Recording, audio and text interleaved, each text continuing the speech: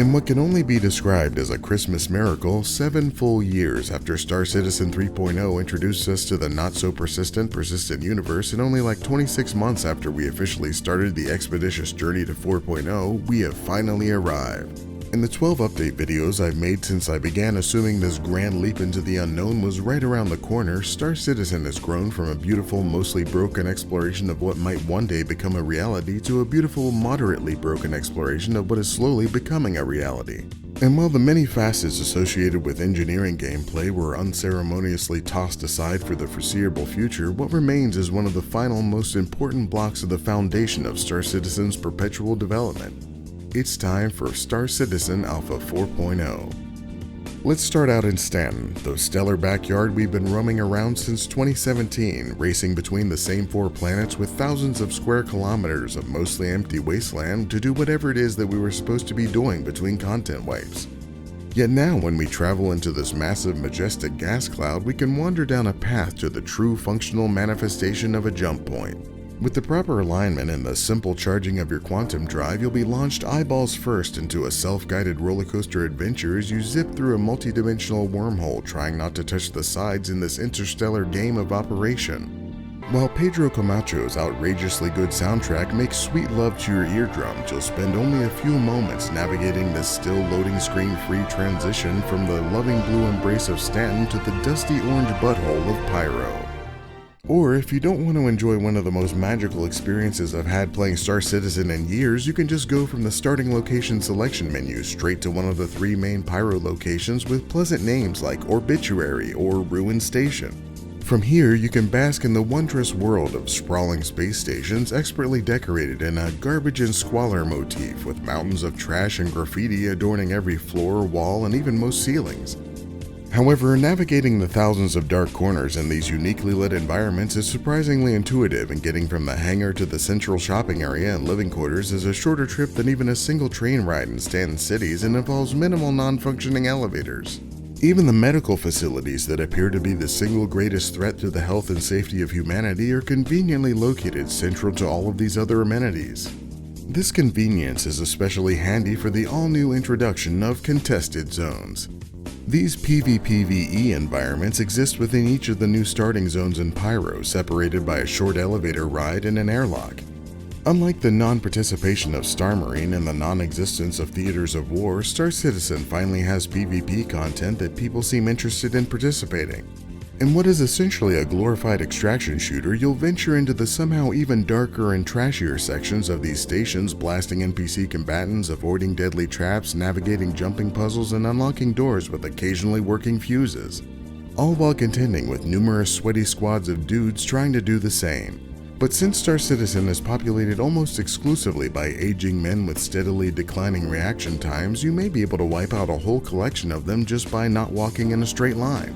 But if you are successful solo or with your own squad of sweaty old men, you can unlock a vault of special unique gear and equipment that you can put on a cargo elevator and shuttle straight off to your personal stash for you to enjoy until the next total wipe. There's more to Pyro than just a few garbage dump stations though. If you can escape from the safety of your personal hangar and launch into the blinding dust without getting murdered by a random sadist trying desperately to feel something, you can set your course for one of 6 planets. Starting from the spicy sun of Pyro itself, there's Pyro 1, the blazing hot inner planet with a blue hue that makes it look like a water world, but it's actually a land world covered in rocks, Beetlejuice sculptures, and almost nothing else of interest. A short distance out is Pyro 2, or Monox. I like to call this desert-looking mining planet full of cactuses and rocky rolling hills the Cowboy World. Not just because it looks like the land of spaghetti westerns, but because it's also the place where I found the brand new creation of space cows wandering the expanse and even caused them to stampede, running me over. Pyro 3, or Bloom, gives you a friendly-looking but distinctively alien world with a mix of water, ice, and plant life, as well as breathable atmosphere, giving it plenty of outposts for you to visit.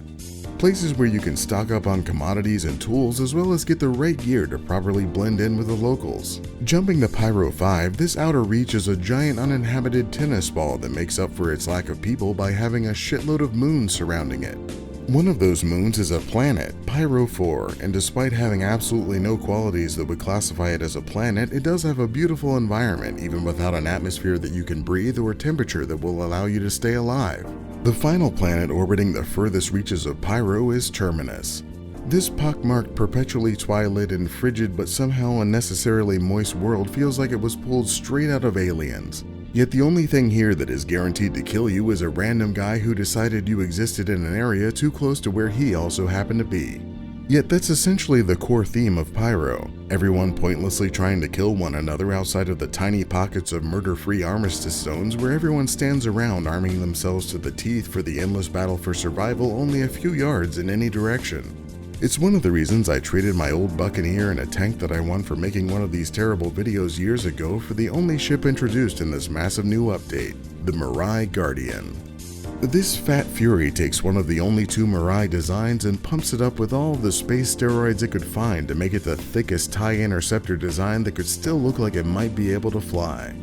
But unlike most light and medium fighters, this heavy design is built for long-range killing, so instead of just a simple cockpit, you have a full hallway of comforts at your fingertips. As we slide into the rear from this convenient elevator, you'll be lifted into a basic bubble where you can store a weapon in a locker and a spacesuit in case you like to fly naked. 2 steps further through a door will bring you to the engineering room with access to numerous components and even that classic engineering screen that continues to do exactly as much as it always has. Another quick shuffle forward will bring you into the hab room where you can enjoy all of the modern futuristic accoutrements like a cozy bed that doubles as an escape pod, your standard ice cream machine counter area, and a high-end shitter shower experience. Through one last door, you'll encounter the small standing area where you can admire these ventilation grates before opening the way to your bubular cockpit. In this beautiful 360-degree glass dome, you'll have full unobstructed view to all of the parts of the ship that obstruct your view. Whether it's the size 5 weapons at each side or the 4 pylons extending at each corner well into your central vision, wielding either 16 or 8 missiles depending on if you're in the standard Guardian version or the Chi Interceptor variant. The Chi trades those 8 missiles for this fancy glowing ass part, a quantum dampener. This device apparently creates a bubble of disappointment that makes any ship in the area unable to escape using their quantum drive. And you can take advantage of that situation by shooting them to death with these big ass guns. Yet even with this new ship, a half-dozen planets, various moons, new stations, and rampant violent crimes without any possible recourse, there is one feature that's much more significant than any other mentioned. We finally have server meshing. You may ask yourself, what even is server meshing? Well, you can't really see it, at least when it's not breaking, but it was the final piece of the puzzle necessary to make this smooth multi-system jump point fantasy come true.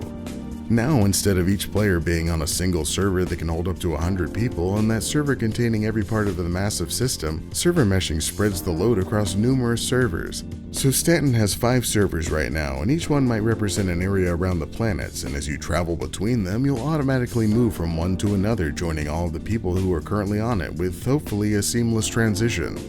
Pyro also has its own set of servers representing various regions, and this combined mesh of servers is collectively called a shard, and currently each shard holds 500 people. What this creates is a Star Citizen experience that feels more alive and densely packed with more people running around and working together or being horrible murder hobos in Pyro. Either way, it's a big step toward the Star Citizen we've all been anticipating for more than a decade. But even with this miraculous progression and renewed hope for a focus on building the content and features set in motion years ago, there's still plenty of bullshit to bring you back to reality.